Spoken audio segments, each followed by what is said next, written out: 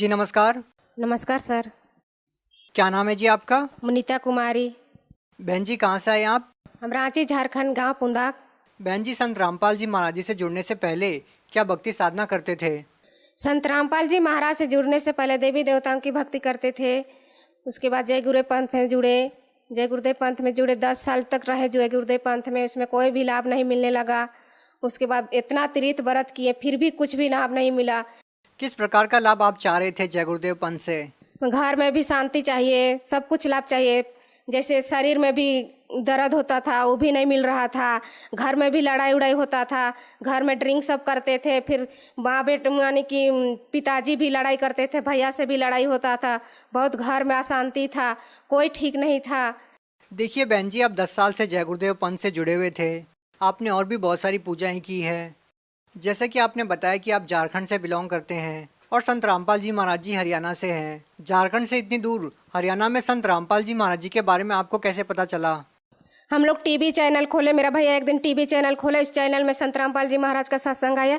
10 minute से 5 minute हम लोग देखिए सत्संग। तो सत्संग में अच्छा प्रवचन बता रहे थे संत रामपाल जी महाराज ने।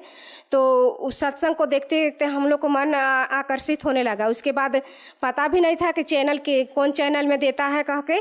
फिर ख़त्म हो गया पूरा ये सत्संग। उसका दूसरा दिन जब हम लोग चैनल खोजने लगे तो चैनल भी नहीं मिलने लगा। पता भी नहीं था कि कै बजे से देता है उसको। फिर 2-3 दिन हम लोग ऐसे ही ट्राई किए टीवी में।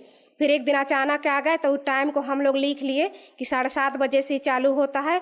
उस दिन से लगातार हम लोग 1 साल तक सुने सत्संग।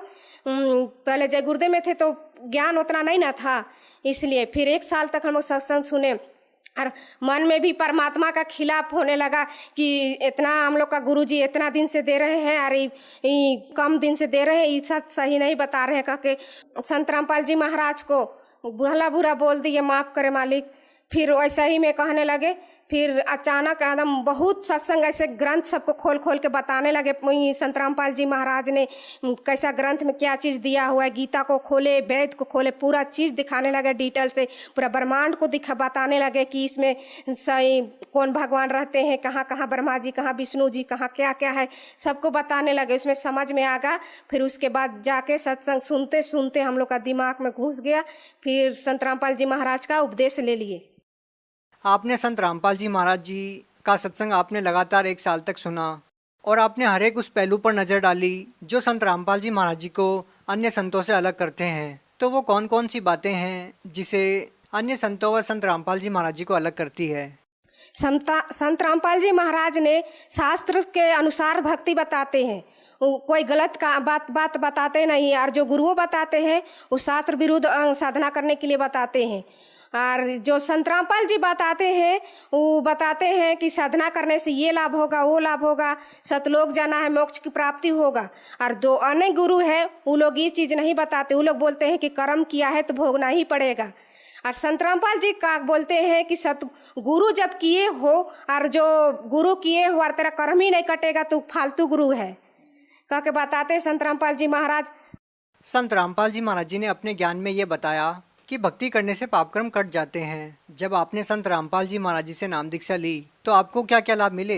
संत रामपाल जी महाराज के चरण में हम लोग गए तो हम लोग को बहुत लाभ हुआ। मेरा शरीर में बहुत दर्द देता था, वो भी प्रथम नाम लेते ही मंत्र करने से ही मेरा पूरा दर्द खत्म हो गया। जो संत रामपाल जी महाराज जो मंत्र देते हैं वो मंत्र में इतना शक्ति है कि जितना अंदर में बीमारी रहता है वो दूर हो जाता है वो मंत्र के करने से ही। और कोई लाभ? और ये एक लाभ और है कि मेरा भैया सब आ रहे थे सत्संग सुन के, रास्ते में ऐसा एक्सीडेंट हुआ जैसा लग रहा था कि गाड़ी अगर मार देता तो वो लोग पिसा जाते। फिर भी परमात्मा संत रामपाल जी महाराज ने ऐसी दया की कि एक खरोंच भी नहीं आया वो लोग को। फिर सच मेरा माता पिता का घुटना में पूरा दर्द दे रहा था, दोनों घुटना चलने में नहीं सक रही थी। संत रामपाल जी महाराज ने ऐसे चमत्कार कर दिए कि दोनों का घुटना दर्द खत्म हो गया। मेरे माता पिता को यानी कि बहुत दिन से भूत प्रेत का बीमारी था। मेरी माता को जो अंदर में उसको सब बोलते थे कि डाइन है, ये है, सबको खाती है कह के सब कोई बोलते थे। मगर परमात्मा ने ऐसी दया की, यानी कि परमात्मा ने ऐसी दया किए कि पूरा उसका अंदर में जो पेट यूनी था वो बाहर निकल गया। अब लोगों का कहना मुंह में बंद हो गया है। क्या आपके परिवार में संत रामपाल जी महाराज जी से जुड़ने के बाद सभी सुख शांति से हैं? संत रामपाल जी महाराज के शरण में आने से ही हम लोग का घर में सब सुख शांति आया है और अब सब परिवार अच्छा से रह रहे हैं, कोई टेंशन नहीं है। देखो, संत रामपाल जी महाराज जी आज जेल में हैं। आप झारखंड से चलकर इतना दूर हरियाणा में हिसार में क्यों आते हैं, जबकि संत रामपाल जी महाराज जी तो जेल में हैं?